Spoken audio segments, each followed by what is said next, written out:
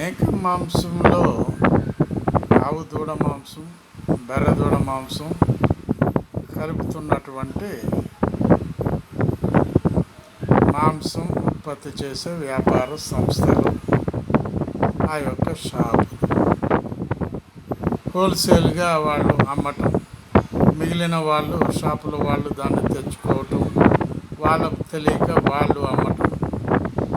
ఇక్కడ అబ్బాస్ దుకాణంలో మాంసం బాగుంటుంది అని లైన్ కట్టడం, 50 మంది లైన్ ఉంటే ఆ షాపుకి చాలా పెద్ద పేరు రావటం.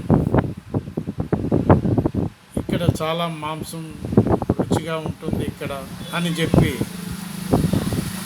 గంట సేపు అయినా సరే లైన్లో నిలబడటం, ఇవన్నీ హైదరాబాద్ సిటీలో చూస్తూనే ఉంటాం. కానీ ఆవు దూడ మాంసం అని తెలుసు, బర్రె దూడ మాంసం అని తెలుసు వాళ్ళకు, తినేవాళ్ళకు. ఏట మాంసం, మేక మాంసం తినేటటువంటి వాళ్లకు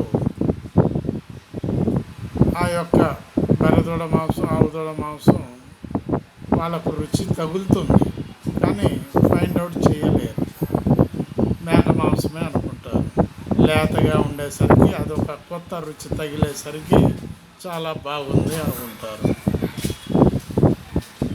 మరి ఆ విధంగా బాగుంది బాగుంది బాగుంది అని చెప్పి అదే షాప్కి వెళుతూ ఉంటుంటే అక్కడ 50-60 మంది లైన్ ఉన్నా కూడా, 2 గంటలు ఆలస్యం అయినా కూడా వెయిటింగ్ చేసి ఆ మాంసాన్ని తెచ్చుకొని తింటున్నటువంటి మన హిందూ సోదరులు.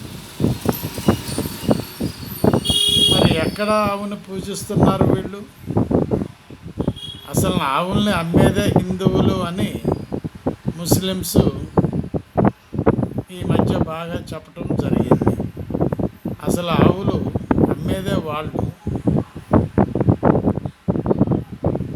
మటన్, ఆవు యొక్క స్పేర్ పార్ట్స్ను సపరేట్ చేసి ఫ్లైట్లో ఎక్కించి రష్యా ఇతర దేశాలకు పంపించేదే హిందువులు.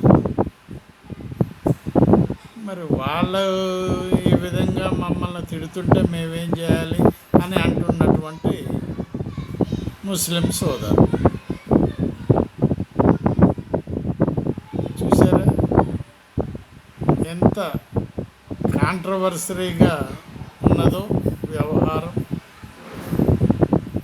ముస్లిమ్స్ చేస్తున్నారు అని హిందువులు, హిందువులు చేస్తున్నారని ముస్లిం. అసలు ఈ కార్ఖానాలు ఎవరికి ఉన్నాయంటే హిందువులకే ఉన్నాయని తేల్చి చెప్పినటువంటి ముస్లిం సోదరు. ఎవరి మాట నమ్మండి. బాలసాని వీరప్రసాద్, హైదరాబాద్.